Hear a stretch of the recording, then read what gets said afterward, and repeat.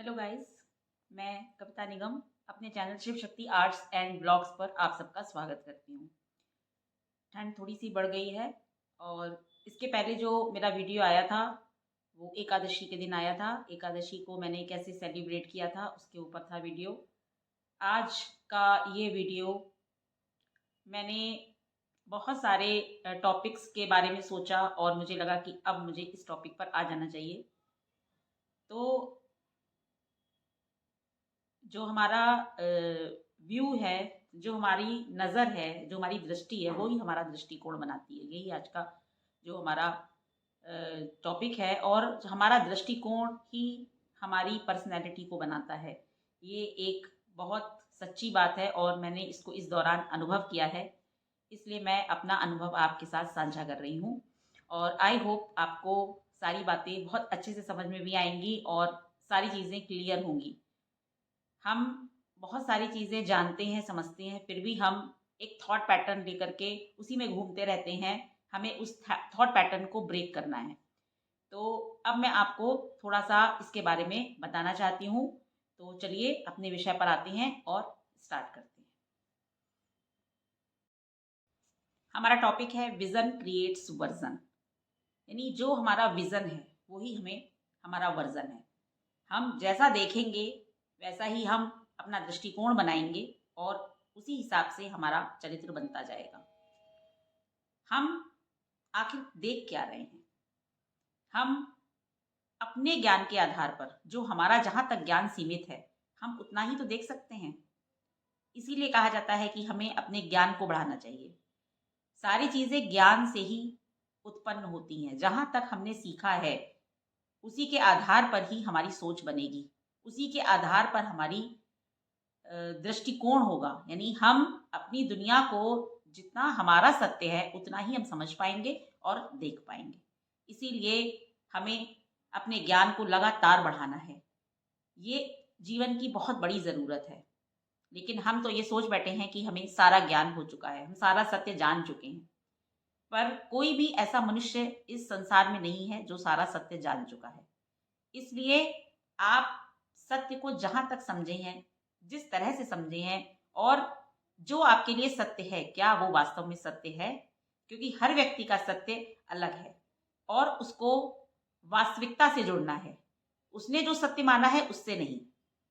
क्योंकि अगर हम गलतफहमी का या हमारी सोच किसी गलत चीज़ का शिकार हो जाती है तो हम अपने लिए एक बहुत बड़ी मुसीबत पैदा करते हैं। आज की जो समस्याएं हैं वो सब सोच पर ही आधारित हैं। जितनी भी संसार में जो भी वातावरण चल रहा है, जो भी बीमारियां चल रही हैं, जो भी परेशानियां चल रही हैं, वो हमारी सोच से ही शुरू होती हैं। तो हमें अपनी सोच को, अपने सत्य को ढूंढना है और हम वही करने आए हैं। जब हमें हमारा सत्य मिल जाएगा, वास्तविक सत्य, तो हमारा जो वर्जन क्रिएट होगा वही अष्टलक्ष्मी की यात्रा है। अष्टलक्ष्मी टॉपिक पे मैंने काफ़ी बातचीत करी है। उसमें 8 तरह की लक्ष्मी है, लेकिन उसके बारे में हम अभी नहीं जाएंगे, हम इसी टॉपिक पर रहेंगे।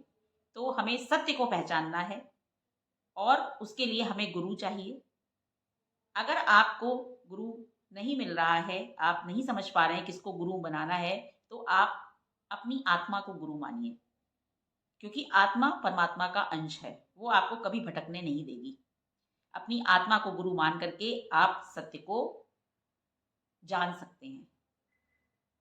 आत्मा राम स्वरूप है, मन कृष्ण स्वरूप है। अगर आप ऐसा मान लेते हैं और परमात्मा शिव हैं, तो आत्मा परमात्मा से कनेक्ट होती है, शिव से कनेक्ट होती है और आपको मार्गदर्शन देती है, आपको सत्य तक पहुंचाती है।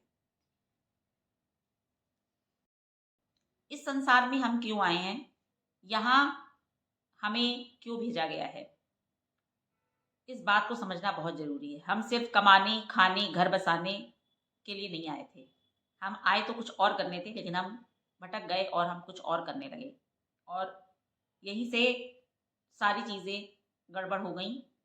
ये कर्म क्षेत्र ज़रूर है, लेकिन यहाँ पर अपनी खुद की पहचान को हम बनाने आए थे, खुद को समझने आए थे, खुद को जानने आए थे। हमने उस सत्य को पीछे छोड़ दिया और हम इस मायावी संसार में कहीं खो गए। बहुत मुश्किल है जब हम इस संसार में खो जाते हैं और हमारी लड़ाई दूसरों से हम करने लगते हैं। हमारी लड़ाई दूसरों से नहीं है, स्वयं से है, अपने आप से है, क्योंकि हमें खुद को ढूंढना है, खुद को पहचानना है, खुद को समझना है। और जब हम दूसरों को समझने की कोशिश करने लगते हैं, दूसरों को जानने समझाने की कोशिश करने लगते हैं, तो वहीं से हमारे लिए समस्याएं खड़ी हो जाती हैं। इसलिए यहाँ पर आने का उद्देश्य खुद को समझना है, खुद को जानना है, खुद को ढूंढना है। हर व्यक्ति की, हर आत्मा की जो यात्रा है वो अलग अलग है। हर आत्मा अपने अलग उद्देश्य से आई है। जितना सत्य वो पा चुकी है उसके आगे का सत्य जानने आई है। इसलिए हमें कभी किसी को गलत नहीं समझना चाहिए। हमारा हर आत्मा दूसरी आत्मा से जुड़ी हुई है। ये संसार आत्माओं का संसार है और हर आत्मा को दूसरी आत्मा से प्रेम करना है। भले ही वो आत्मा आपको क्या दे रही है उससे कुछ भी फर्क नहीं पड़ता है। अगर आप प्रेम को जीवन का आधार मानेंगे तो सत्य आपको जल्दी मिल जाएगा। लेकिन अगर आपके मन में प्रेम नहीं है तो सत्य को पाना बड़ा मुश्किल हो जाएगा, क्योंकि ये सत्य का सफर का जो आधार है वो प्रेम है। आई होप आपको मेरी बातें समझ में आ रही होंगी। थोड़ी सी विषय जो है वो ऐसा है कि आपको उसमें समझने की कोशिश करनी होगी, क्योंकि ये टॉपिक इतना ज़्यादा ज़रूरी है सबके लिए, क्योंकि हम सब भटके हुए हैं। ऐसा नहीं है कि मैंने पूरा सत्य जान लिया है, पर कुछ सत्य समझते समझते मुझे ऐसा लग रहा है कि मैं अपने सत्य के नज़दीक हूँ, क्योंकि मुझे अब किसी से कोई शिकायत नहीं होती है। मुझे अब कोई बुरा नहीं लगता है। मुझे अब बिल्कुल भी पीड़ा का एहसास नहीं होता है कि मुझे कोई क्या दे रहा है। मुझे लगता है कि ये परमात्मा की दुनिया है और जो कुछ भी दे रहा है, अच्छा या बुरा, परमात्मा दे रहा है और वो रिजल्ट है मेरे कर्मों का। जब हमारे अंदर ये भावना आ जाती है तो हम जीवन का आधार प्रेममय हो जाते हैं और सत्य के नजदीक हो जाते हैं। जितना ज्यादा अंधकार आपके अंदर होगा, आपके मन में होगा, यानी आपका अज्ञान उतना ही बड़ा होगा, उतना ही बड़ा संघर्ष आपको यहाँ पर देखने को मिलेगा। क्योंकि ज्ञान का सूरज उस अंधकार में कहीं ऐसा छिप जाएगा। ये सब पोइट्री फॉर्म में है, लेकिन हम इसको एक्सपीरियंस जब करते हैं लाइफ में तो उसमें हमें बहुत संघर्ष करना पड़ता है। अगर हमारे मन में बहुत ज़्यादा डर है, चिंताएं हैं, हमें लगता है कि कहीं ये ना हो जाए, कहीं वो ना हो जाए, तो इसका मतलब हम बहुत अंधकार में चले गए हैं। क्योंकि हम यहाँ पर इस संसार में कुछ लेकर के नहीं आए थे, तो फिर हमारे अंदर इतना खोने का डर जो है वो अंधकार ही है। इस अंधकार से जूझने के लिए आपको शक्ति चाहिए होगी। इसके लिए आपको लड़ने के लिए बहुत ताकत चाहिए होगी। जितना बड़ा संघर्ष होगा उतनी ज़्यादा शक्ति की ज़रूरत पड़ेगी। इसलिए हमें हमेशा परमात्मा की शरण में रहना है और शक्ति की उपासना करनी है। क्योंकि जब हमारे अंदर की शक्ति कम हो गई है तभी हमारे अंदर भय, चिंताएं जाग गई हैं। यही सब राक्षस हैं, यही सब महिषासुर हैं। जो भी हम पढ़ते हैं, जो भी हम जब हम नवरात्र के दिनों में पाठ करते हैं तो हम उस पाठ को करके शक्ति को ग्रहण करते हैं। वही शक्ति हमारे अंदर जब क्षीण हो जाती है तो हमारे अंदर तमाम तरीके की डर और चिंताएं घेरा बना लेती हैं, और वही तो अंधकार है, वही तो अज्ञान है। हम किसी भी चीज, परिस्थिति की जिम्मेदारी दूसरों को नहीं दे सकते हैं, क्योंकि हमने सारी परिस्थितियां स्वयं के लिए खुद तैयार करी हैं। सारा संघर्ष खुद तैयार करा है। अपनी जिम्मेदारी को हम जितनी जल्दी समझेंगे उतनी जल्दी ही अंधकार से हम बाहर आएंगे, और जितना ज्यादा परमात्मा को समर्पित रहेंगे उतनी ज्यादा वो हमें शक्ति देंगे उस अंधकार से बाहर आने की। सारी चीजें क्लियर हैं, लेकिन बस हमारी सोच नहीं क्लियर है, हमारी समझ नहीं क्लियर है। इसलिए हम अंधकार में डूब रहे हैं, हमारा जो सूरज है ज्ञान का वो अंधकार के अंदर जाता जा रहा है। जितनी जल्दी हम उस सूरज को अंधकार में जाने से रोकेंगे, यानी अपने ज्ञान को जितना ज़्यादा संभालेंगे, उतनी जल्दी ही हम प्रकाशमय हो जाएंगे। अगर हमें मैं आपसे फिर कह रही हूँ कि अगर आपको दूसरों में ही कमियां नजर आती हैं, अपने अंदर नहीं आती हैं, तो आपका जीवन अंधकारमय है। अगर आपको लगता है कि सारा संसार खराब है और मैं ही ठीक हूं, तो आपका ज्ञान का सूरज अंधकार में जा चुका है और आपको संघर्ष करके उसे वापस लाना होगा। ये सब बातें समझने में काफी कठिन है, और लेकिन हमें तो समझना ही होगा। अगर यहाँ से हमें अपनी यात्रा को पूरा करना है और वापस हमें यात्रा को कंप्लीट करके अपने आप को, स्वयं को ईश्वर की जो कसौटी है उस पर खरा उतारना है, तो ये समझना बहुत ज़रूरी है कि अंधकार हमारे अंदर है, बाहर नहीं। हमें इसीलिए अंदर की यात्रा करनी है, इसीलिए हमें अंदर ईश्वर से जुड़ना है, अपने आप से जुड़ना है, तभी अंदर का अंधकार दूर होगा। क्योंकि दुनिया हमें वैसी ही दिखती है जैसी हमारी सोच होती है, और सोच का पर्दा हटाना बहुत ज़रूरी है, वही अंधकार है। जब आप इस लड़ाई को लड़ रहे होंगे, खुद की लड़ाई को, खुद को जानने की लड़ाई को, खुद के संघर्ष से जब आप जूझ रहे होंगे तो सबसे ज़्यादा परेशानी होगी आपके मन को। क्योंकि सारा कुछ हम जो संसार बना के हमने रखा है वो मन में रखा है। मन जितना ज़्यादा भरा हुआ है उसको खाली करना पड़ेगा। खाली करने के लिए हमें मन की तहों को, जो तहें हैं मन की, जो परतें हैं, उनको हटाना होगा। जितना ज़्यादा हम मन के अंदर मन जितना ज़्यादा हम जो मन की, जो हमारी भावनाएं हैं, उनको हम जितना ज़्यादा समझेंगे, उनकी गहराई में उतना ही उतरते चले जाएंगे। तो इस यात्रा में सबसे ज़्यादा जो कष्ट होता है वो मन को होता है, लेकिन इसका एक बहुत अच्छा सलूशन है। मन में आपने जितना भी कूड़ा करकट भर रखा है उसको आप निकाल फेंकिए और अपने मन में कृष्ण को बसा लीजिए। जब मन में कृष्ण होंगे तो अंधकार की कोई गुंजाइश ही नहीं होगी। कृष्ण एक वो दीपक हैं जो सारा मन का अंधकार, सारी परेशानी को पूरी तरीके से समाप्त कर देंगे। लड़ना तो आपको फिर भी पड़ेगा, क्योंकि कृष्ण हमारे सारथी होंगे और हम अर्जुन, लेकिन हमारी लड़ाई आसान हो जाएगी और जीत का झंडा हमारे हाथों में होगा। तो मन को कृष्ण को मन में धारण करना ही हमारी जीत है। हमें अपने मन में फालतू के विचार जो हम पाले रहते हैं, डर, चिंताएं, इनको फेंक देना है निकाल के। हमेशा पॉजिटिव रहना है, हमेशा सकारात्मक रहना है। कृष्ण को धारण करना मतलब सकारात्मकता की तरफ बढ़ना। हमेशा ये सोचना है कि हमारे साथ हमेशा सब अच्छा होगा, और जो भी परिस्थिति हमारे सामने आएगी उसका हमें मुकाबला करना है। हम यहाँ आए हैं अपनी जो ताकत है, अपनी जो एनर्जी है उसको बढ़ाने, अपनी चेतना को ऊपर उठाने, और पिछले जो हमारे कर्म हैं उनका हिसाब किताब तो होगा ही होगा। वो भी हमने अज्ञान की वजह से ही इकट्ठे किए थे। और डरना नहीं है, खत्म कर देना है सारा डर, सारी चिंता, सारा भय। किस बात का डर? मन का डर निकालना है, मन में कृष्ण को बसाना है। जब मन में कृष्ण होते हैं, उनकी बांसुरी की मीठी धुन होती है, तो डर खुद ब खुद भाग जाता है। कृष्ण हमारे सारथी हैं, हमारे मन को चलाते हैं। तो कौन अर्जुन जीत का झंडा नहीं पा सकता है? कौन अर्जुन जो है वो अपने युद्ध की, अपनी खुद की लड़ाई को नहीं जीत सकता है? उसी तरीके से आत्मा में राम को बसाना है, क्योंकि हमारी आत्मा हमारा राम है। जब हम राम को आत्मा में धारण करते हैं तो हनुमान हमारे साथ में होते हैं, यानी हमारा साहस।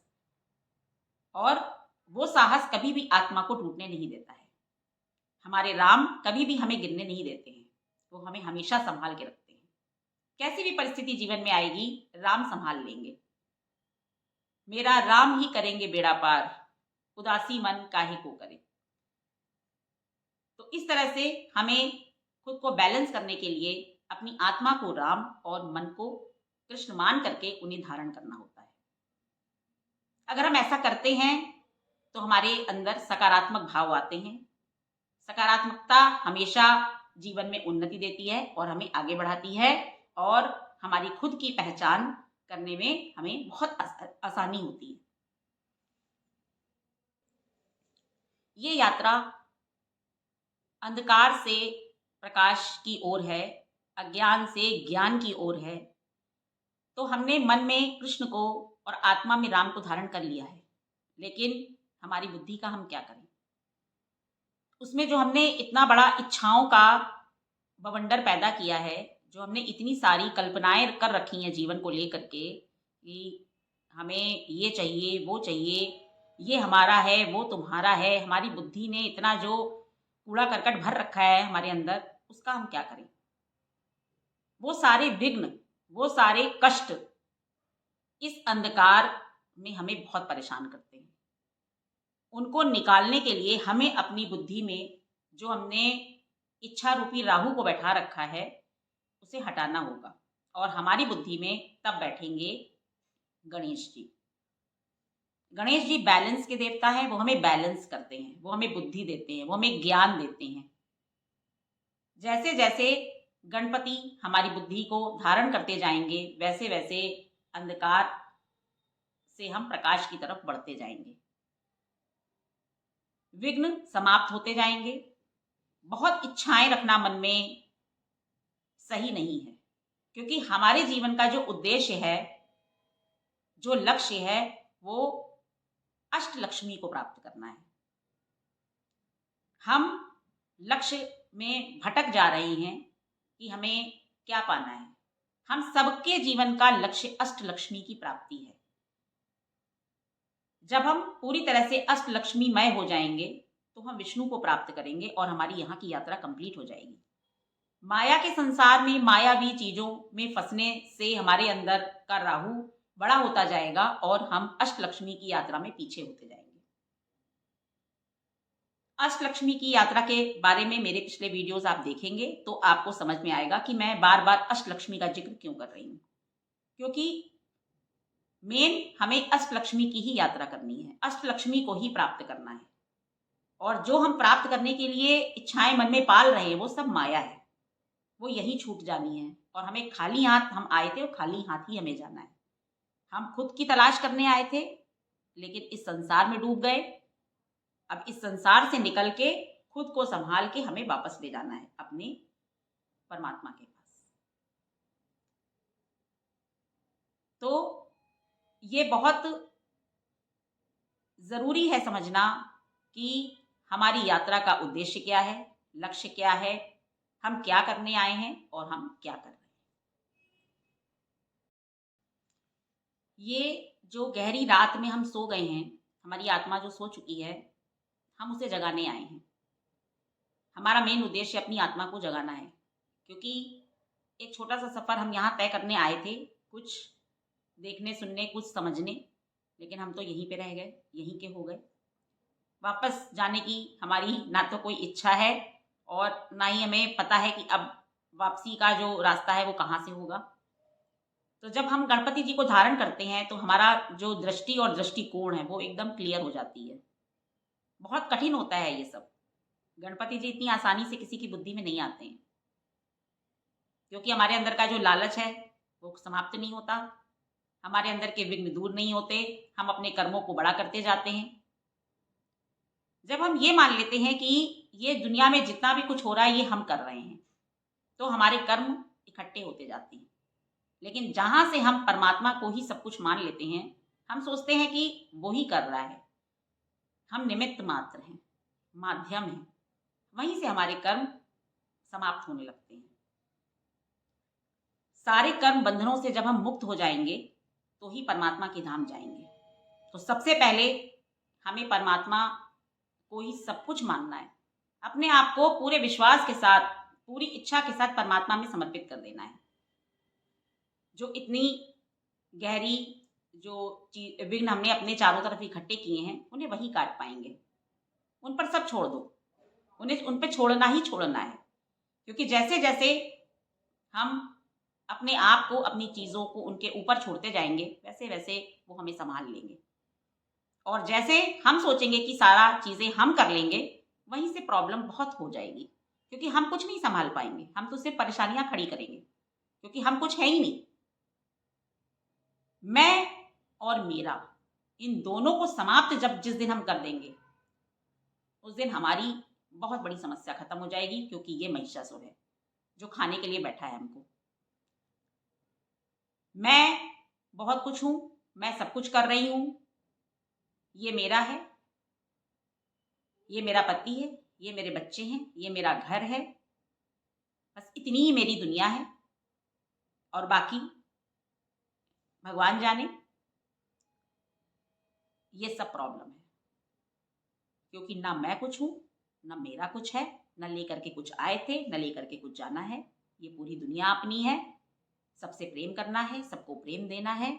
छोटी सी बात समझ में आनी है, नहीं आती है तो अंधकार की गिरफ्त में हम चलते चले जाएंगे। और जहां समझ में आने लगेगी वहीं परमात्मा सब संभाल लेगा। उस पर सब छोड़ देना है। जहां तक की यात्रा हमने कर ली, जहां तक हमने मैं और मेरा को सब कुछ मान लिया, वहां तक सब ईश्वर पे छोड़ दीजिए। परमात्मा का हाथ पकड़ लीजिए, उसे थाम लीजिए, क्योंकि उससे बड़ा कोई नहीं है। उसने यहाँ भेजा है, ये उसी की दुनिया है और यहाँ से वो ही हमें निकाल सकता है। समर्पण का भाव, विश्वास का भाव ही हमारी जीत को तय करेगा। ये कलयुग है, हमें सतयुग में जाना है। ये हमें एक बहुत अच्छा मौका मिलता है कलयुग से डायरेक्ट सतयुग में जाने का। क्योंकि अगर हम त्रेता में हैं तो हमें द्वापर में आना पड़ेगा, द्वापर से हमें कलयुग आना पड़ेगा, तब हमें सतयुग मिलेगा। और सिर्फ कलयुग ही ऐसा युग है जहां पर हम सिर्फ नाम लेकर के, भगवान का भक्ति करके हम सतयुग को प्राप्त कर सकते हैं। तो परमात्मा को पाना ही हमारा उद्देश्य है। ये आत्मा परमात्मा का ही अंश है। मैं ये नहीं कहती कि हमें यहाँ पर आकर के कुछ करना नहीं है, मकान नहीं बनाना है, मेहनत नहीं करनी है, काम नहीं करने हैं। सारी चीज़ें करनी हैं, वो हमारे कर्म हैं। लेकिन सिर्फ वही नहीं करना है, हमें परमात्मा को नहीं भूलना है। हमें अपने काम भी करने हैं, क्योंकि परमात्मा ने हमें वो करने के लिए, इस सुंदर सी सृष्टि को जीने के लिए, सृष्टि का उपकार मानने के लिए, जो ये सृष्टि हमें दे रही है, सांस लेने के लिए हवा दे रही है, खाने के लिए भोजन दे रही है, पहनने के लिए वस्त्र दे रही है, जीवन में कितने सारे रिश्ते दे रही है, कितना सारा सुख दे रही है, हमें उसका कर्ज भी चुकाना है। हम उसका कर्ज चुकाए बिना परमात्मा के धाम नहीं जा सकते। तो हमें अपने सारे काम भी करने हैं, हमें परोपकार भी करने हैं, हमें धर्म को भी निभाना है। धर्म और कर्म दोनों सीढ़ी पे चल के साथ में भक्ति, जब सारी चीजों का समन्वय होगा, तभी हम अपनी इस जीवन यात्रा को अच्छे से जी पाएंगे। हमें खुश रहना है। हमें जो हमारे अंदर कुछ खास गुण हैं उन्हें दूसरों को सिखाना है। अच्छी बातें हमें का प्रसार करना है इस दुनिया में, इस दुनिया को खूबसूरत बनाना है। एक बहुत खूबसूरत सी जिंदगी जी करके जो भी हमारे पास है उसे हम इस सृष्टि को अर्पित करके ही इस सृष्टि से जा सकते हैं। क्योंकि इस सृष्टि ने हमें बहुत कुछ दिया है। इस सृष्टि का मूल्य हमें समझना है। इस सृष्टि को से हमने जो भी प्राप्त किया है हमें उसे लौटाना है और फिर हमें अपने धाम परमात्मा के घर वापस जाना है। इस बात को समझना जरूरी है। केवल यहीं की अभिलाषा लेकर के यहीं पर घूमते रहना जिंदगी नहीं है। जिंदगी क्या है, जिंदगी क्या सिखाना चाहती है, जिंदगी कहाँ पहुंचाना चाहती है, उसको समझना है। यही सत्य है, यही दृष्टिकोण है, यही दृष्टि है, यही विवेक है, यही बुद्धि है। और इस रास्ते पर जितना ही हम चलते जाएंगे उतना ही परमात्मा हमारे अंदर बड़ा होता जाएगा। कलयुग छोटा होता जाएगा और हम सतयुग में पहुंच जाएंगे।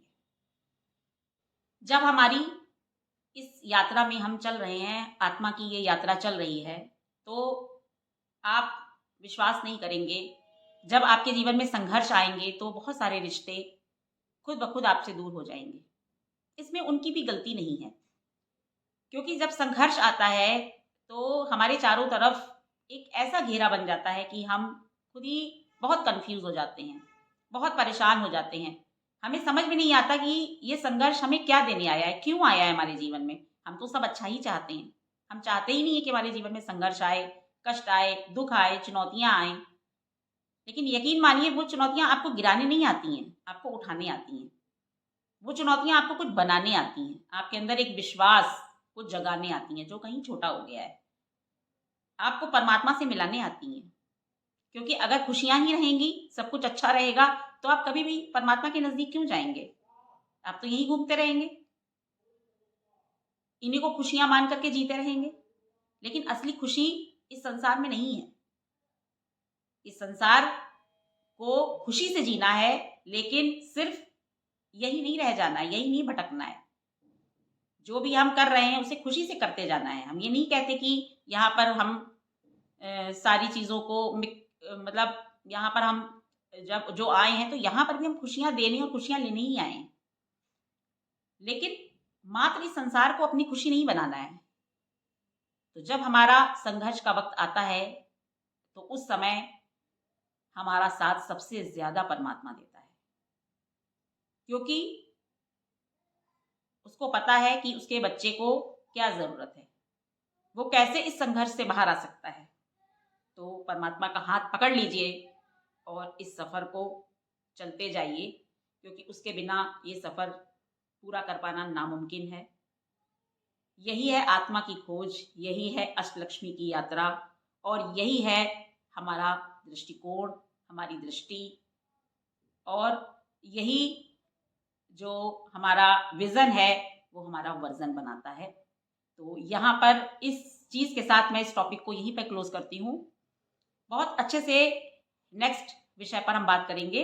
परमात्मा की इच्छा जिस भी विषय को आपके सामने लाने की होगी वो मुझे बताएंगे, और मैं आपके सामने एक अपने नए अनुभव के साथ, नई सीख के साथ, नए लेसन्स के साथ आऊंगी।